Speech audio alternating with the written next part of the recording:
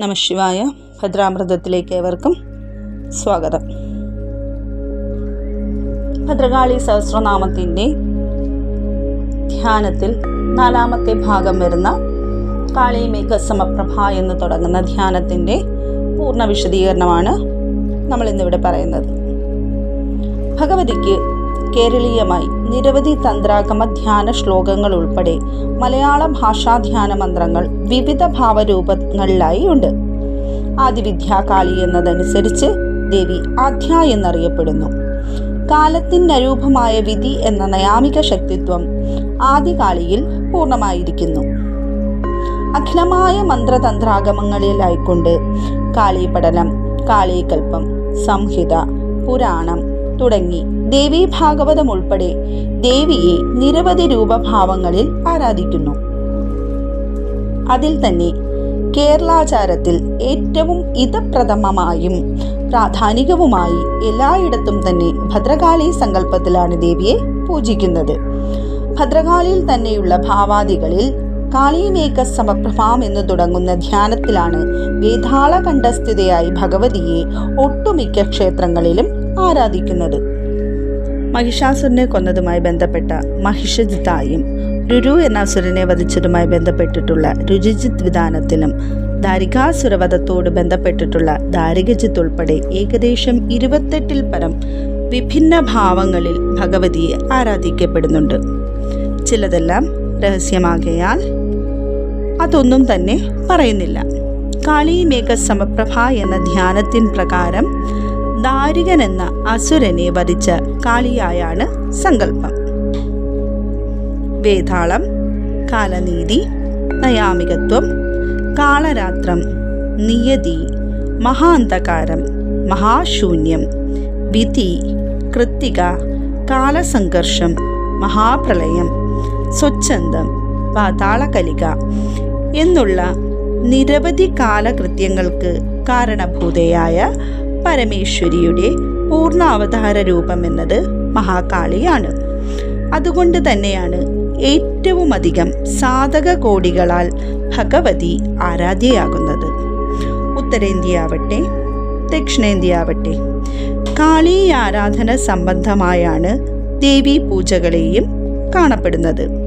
കാലാന്തരത്തിൽ ദുർഗാപൂജയുമായി പരിവർത്തനങ്ങൾ നടക്കുകയുണ്ടായെങ്കിലും പൂർവാധികം ശക്തിയോടുകൂടി തന്നെ കാളി ആരാധന ശക്തിപ്പെടുകയുണ്ടായി. വേതാളാത്മികയാണ് ദേവി. മനുഷ്യ ശരീരത്തിൽ നിന്നും ജീവന്റെ അവസാന അംശവും നീങ്ങിയ ശേഷം ജഡം ആകുന്നതെന്തോ അത് പ്രേതമെന്ന് വിളിക്കപ്പെടുന്നു. പ്രേതത്തിൽ നിന്നും ഭിന്നമാകുന്ന ജീവന്റെ കാരണത്വത്തിന് ഹേതുവായ സുകൃതമോ ദുഷ്കൃതമോ ആവട്ടെ അത് ഭൂതവും അതിൻ്റെ തന്നെ അസാധാരണമായ കർമ്മിക ഫലങ്ങളിൽ നിന്നും പൈശാചികത്വവും ഉണ്ടാവുന്നു. ഈ ഭൂതപ്രേത പിശാചുക്കളുടെ അധിഷ്ഠാനമാകുന്നു വേതാളം.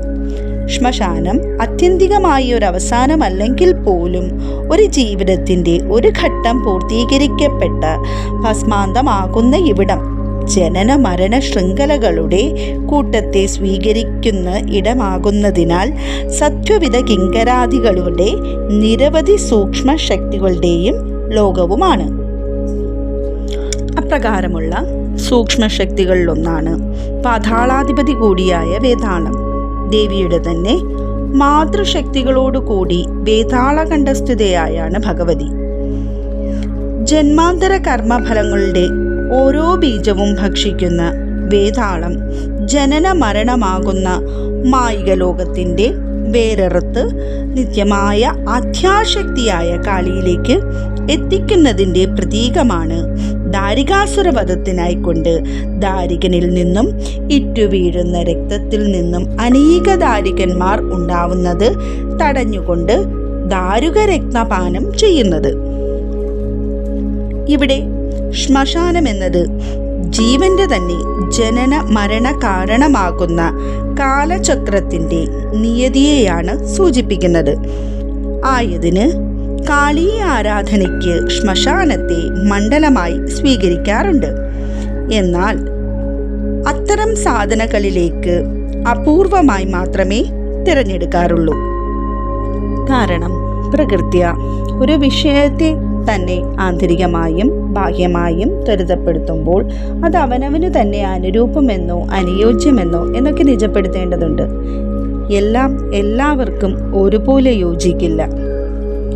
മറ്റു കുലങ്ങളിൽ നിന്നും കാളീകുലത്തിൻ്റെ അപ്രമാദിത്യം എന്നത് കുറെ കൂടി ആന്തരികമായ വിശാലതയിലേക്ക് അത് സാധകനെ കൂട്ടിക്കൊണ്ടു പോകുന്നു എന്നതാണ്.